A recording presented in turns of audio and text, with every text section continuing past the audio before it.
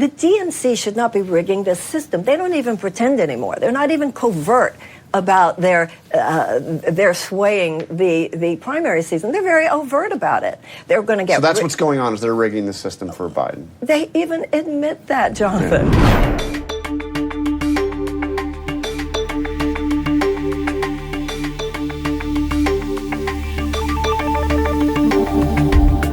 You have been called, I think it was the Associated Press, said you are the longest of long shots. Why do you think you can do this? I would bet that the Associated Press also said that Hillary Clinton was a shoo-in. I'm sure that they would have. I don't know if they would have used that language. Maybe actually. not, but that system, you know exactly what I'm saying. So the system that is now saying that I'm unserious, I'm not credible, or I'm a long shot, is the very system that protects and maintains this idea that only those whose careers have been entrenched within the system that drove us into a ditch should possibly be considered qualified to lead us out of that ditch. Do you expect that Biden will debate you?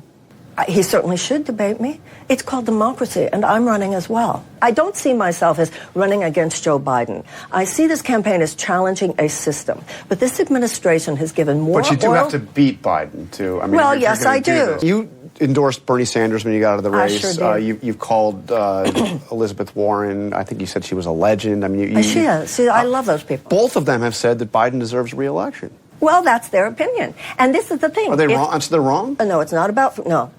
This is a democracy. This is not about what I think is wrong. Obviously, I believe the American people should be offered an agenda for genuine, fundamental economic reform. Bernie Sanders and Donald Trump both said to the American people, I understand your rage. I understand your upset with an obviously economically rigged system.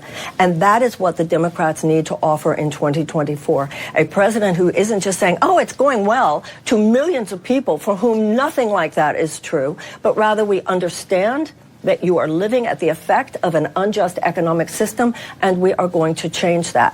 Will you endorse him if he wins the nomination? I will certainly endorse the candidate who I feel can beat the Republicans, absolutely. So, but if he's the Democratic nominee, will you endorse him?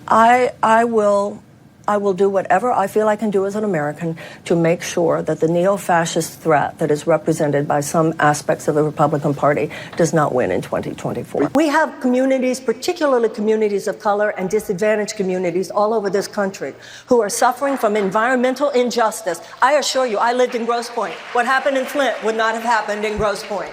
This is part of the dark underbelly of American society.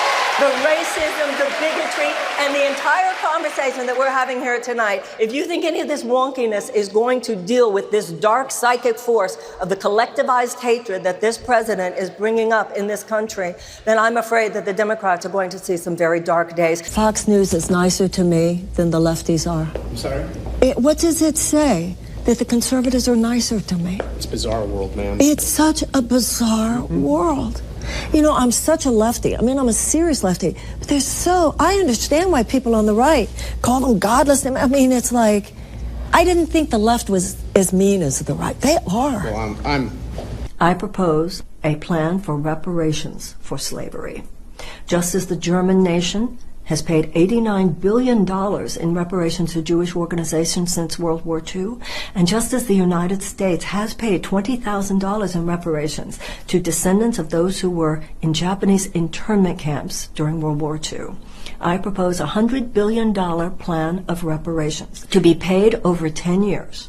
I submit that we should choose a council of esteemed African American leaders who were given over a 10-year period $10 billion a year, and this money should be dispersed as they deem most appropriate in order for economic and educational revitalization to be achieved within the Black community. People heal when there's some deep truth-telling.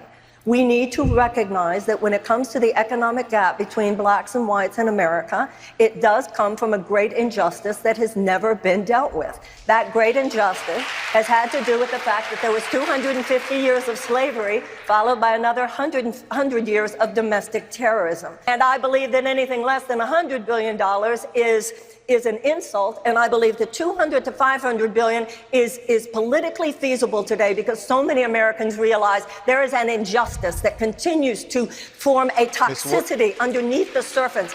I'm going to ask the white Americans in the room to please repeat after me.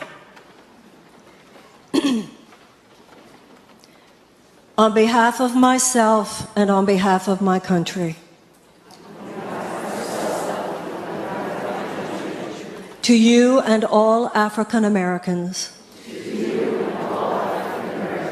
from the beginning of our nation's history, in honor of your ancestors and on behalf of your children, please hear this from my heart. I apologize. Please forgive us. With this prayer, I acknowledge the depth of the evils that have been perpetrated against Black people in America.